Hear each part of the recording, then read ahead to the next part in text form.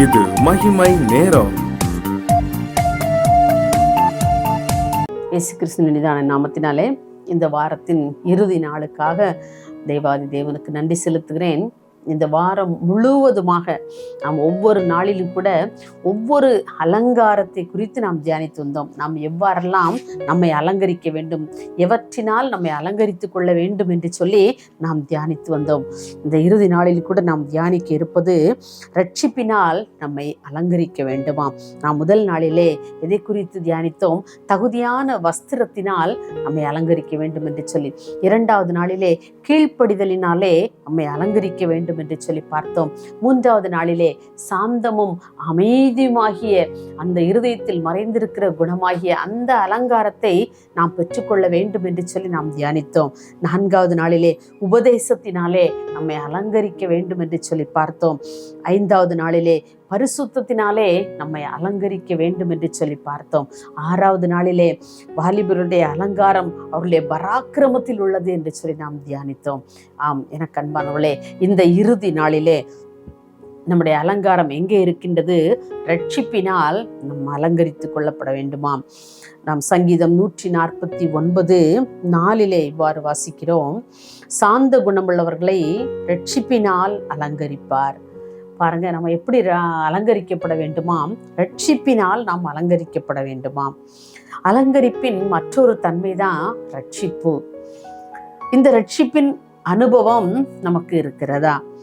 இந்த ரட்சிப்பு அப்படின்னு நிறைய பேருக்கு நான் ரட்சிக்கப்பட்டுட்டேன்னு சொல்லுவாங்க. அப்போ இந்த ரட்சிப்பு அப்படிங்கிறது என்ன? அதாவது இயேசு கிறிஸ்து எனக்காக, என்னுடைய பாவங்களுக்காக மரித்து என் பாவத்தை கழுவி என்னை பரிசுத்தமாக மாற்றி என்னை அவருடைய பிள்ளையாக என்னை சேர்த்து கொண்டார் என்கிற ஒரு விசுவாசம்தான் ரட்சிப்பு என்பது. இந்த சிலர் பேசும்போது சொல்லுவாங்க, நான் இந்த வருஷம், இந்த மாதம், இந்த தேதியிலேயே நான் ரட்சிக்கப்பட்டேன்னு சொல்லுவாங்க, ஆண்டவர் என்னை தொட்டாருன்னு சொல்லுவாங்க. நல்லதுதான். ஆனால் நம்முடைய வாழ்க்கையிலே இந்த ரட்சிப்பின் அனுபவம் என்பது தினம் தினம் தினம் நடக்கிற ஒரு செயலாக இருக்க வேண்டும்.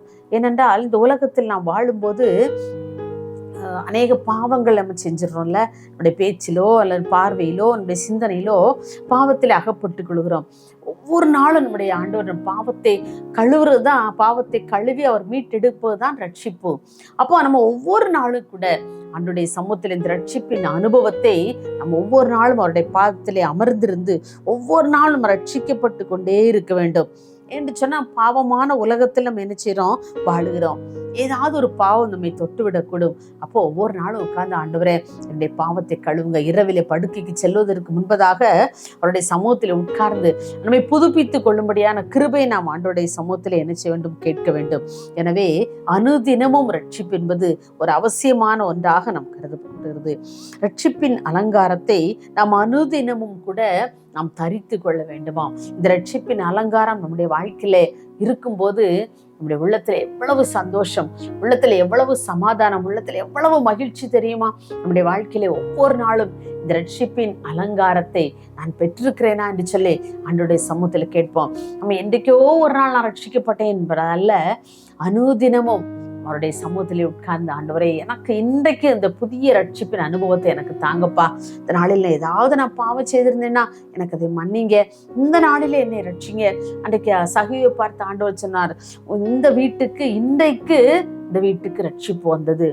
பாருங்க, ஒவ்வொரு நாளும் நம்முடைய குடும்ப வாழ்க்கையில், நம்முடைய தனிப்பட்ட வாழ்க்கையில ஒவ்வொரு நாளும் இந்த ரட்சிப்பின் அனுபவத்துக்குள்ளாக நாம் கடந்து போக வேண்டியது அவசியமாக இருக்கின்றது.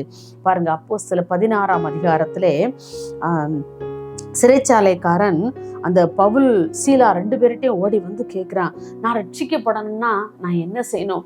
இன்னைக்கு நீங்கள்லாம் அந்த ஜெயிலில் இருக்கிறதுனால தான் ஜெயில் கதவுகளெல்லாம் திறந்து இருந்தாலும் கூட ஒரு கைதி கூட தப்பி ஓடி போகாமல் இருக்கிறாங்கன்னு சொன்னால் அது என்ன காரணம்? உங்களிடத்துல ஏதோ வல்லமை இருக்குது இல்லையா? அப்போது நீங்கள் எப்படி இருக்கிறீங்களோ அதை எங்களுக்கும் கற்றுத்தாங்கன்னு சொல்லி அந்த சிறைச்சாலைக்காரன் ஓடி வந்து கேட்குறான்.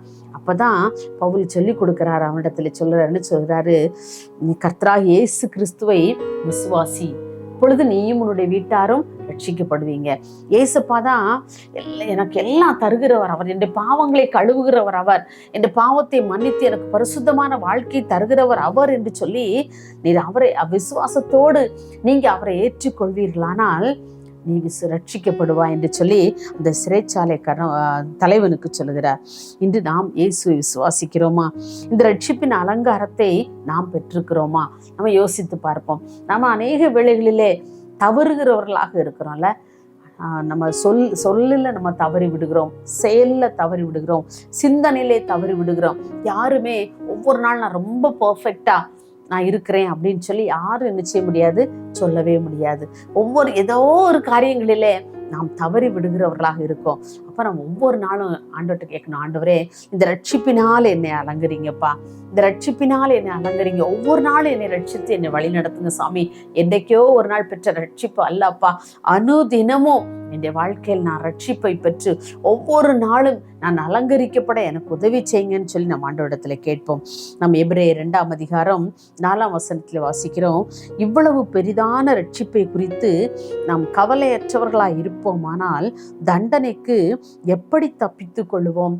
அப்போ ரட்சிப்பு எவ்வளவு விலையேற பெற்றதுன்னு யோசிச்சு பாருங்க. அப்போ அந்த ரட்சிப்புங்கிறது இந்த உலகத்திலே விலை மதிக்க முடியாத ஒன்று. அதான் இவ்வளவு பெரிதான ரட்சிப்பை குறித்து இன்னைக்கு நாம் கவலையற்றவர்களாக இருக்கிறோம்ல.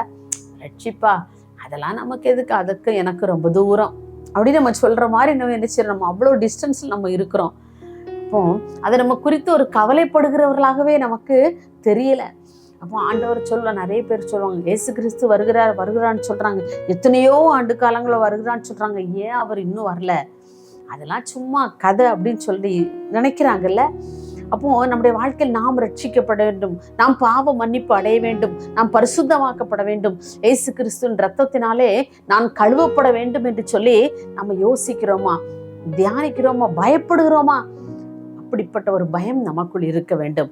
அப்பொழுதுதான் அந்த ரட்சிப்பின் அனுபவத்தை நாம் பெற்றுக்கொள்ள முடியும்.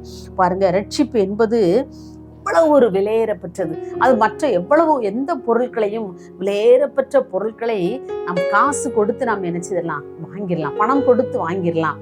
பல லட்சங்கள் பல கோடிகளே மனிதர்கள் நினைச்சிடறாங்க, கொடுக்குறாங்க, பொருட்களை வாங்குறாங்க, விலையேறப்பெற்ற பொருட்களை. ஆனால் ரட்சிப்பு என்பது அவருடைய இரத்தத்தினால் மாத்திரமே கிடைக்கக்கூடிய ஒன்று.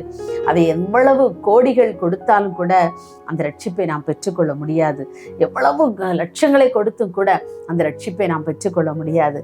ஆனால் ஆண்டவர் நமக்கு இலவசமாக அந்த ரட்சிப்பை நமக்கு தருகின்றார் என்றால் நாம் அதை குறித்து கவலையற்றவர்களாக இருக்கக்கூடாது.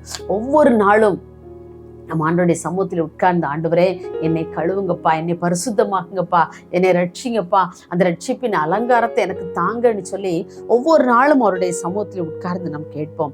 பாருங்க, இன்னும் வேதம் சொல்லுது, அவரை யாரை ரட்சிப்புக்காக நேராக வழிநடத்துகிறார், சாந்த குணம் உள்ளவர்களே அவர் ரட்சிப்பினால் அலங்கரிப்பாராம். நம்மிடம் இந்த சாந்த குணம் உண்டா? கர்த்தர் நம்மளுடைய நம்மை ரட்சிப்பினால் அலங்கரிக்க ஆண்டவர் உதவி செய்வாராம். ஆண்டவருடைய சமூகத்தில் கேட்போம், ஆண்டவரே நீங்க என்ன சாந்தமாய் ஆண்டவரே என்னை மாற்றுங்க.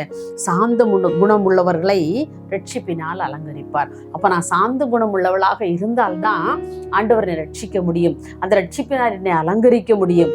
ஆகவே நம்ம ஆண்டவருடைய சமூகத்தில் கேட்போம், ஆண்டவரே ரட்சிப்பினால் என்னை அலங்கரிப்பேன் என்று சொன்னீங்களப்பா, அப்படியே என்னை ரட்சித்து என்னை நீங்க வழிநடத்துங்கன்னு சொல்லி நீங்க முற்றிலுமாக அவருடைய கரத்துல ஒப்பு கொடுத்து பாருங்க. ஆண்டவர் நிச்சயமாய் உங்கள் பாவங்களற உங்களை கழுவி ஆண்டவர் உங்களை பரிசுத்தமான ஒரு வாழ்க்கை வாழ அந்த ரட்சிப்பின் சந்தோஷத்தை உங்களுக்கு தந்து ஆண்டவர் உங்களை வழிநடத்தும்படியா நாம் ஜெபிப்போமா? ஆயிரக்கும் கிருபை நிறைந்த அன்புலே சாமி, இந்த அருமையான இந்த வாரத்தின் இறுதி நாளுக்காக உமக்கு நன்றி செலுத்துகிறோம்ப்பா.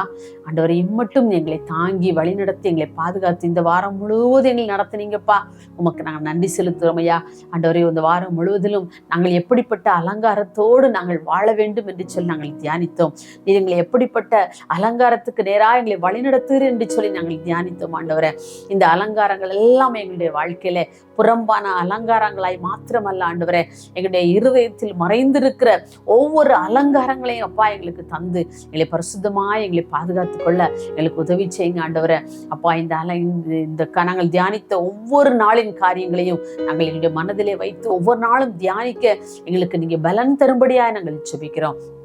கர்த்தருடைய கிருபை இதை கேட்கிற ஒவ்வொரு பிள்ளைகளோடு கூட தங்கியிருந்து ஒவ்வொரு குடும்பங்களையும் கர்த்தர் நீங்க ஆசீர்வதிக்கும்படியா ஜெபிக்கிறோம். உங்களுடைய கரத்திலே எங்களை தாழ்த்துகிறோம். இயேசுவின் நாமத்தில் பிதாவே, ஆமென்.